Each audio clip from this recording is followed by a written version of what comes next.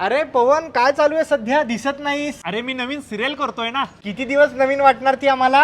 रोज नवीनच वाटेल. अरे देवा, म्हणजे कथा वगैरे काही नाहीच आहे का? रोज काहीतरी वेगळंच दाखवणार? तसं नाही, आमची सिरियल दुसऱ्या कुठल्याही सिरियल सारखी नाही. काय गोष्ट आहे? एका माणसाचं एक्स्ट्रा मराठीला अफेअर असतं. अरे बापरे, एकदमच नवीन आहे की. मराठीतील पहिल्या सिरियलचा हाच प्लॉट होता. काय नाव सिरियलचं? अरे काय झालं हे?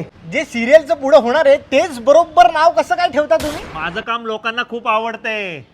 हे बघ, ऑडिशनची एक नवीन लिंक पण आली. अरे अजूनही ऑडिशन द्यावीच लागते का? म्हणजे तू खात्रीशीर अभिनेता वाटत नाहीयेस. आईला, मी बरबाद झालो. का? बंद पडली का मालिका? नाही रे, ती लिंक आहे ना, ती फ्रॉड निघाली. माझ्या अकाउंट मधनं 17,000 रुपये गेले. एवढे होते? 90 दिवसांनी येतात ना तुम्हाला? हो, पण आधीच्या कामाचे पण होते ना, ते सगळेच गेले.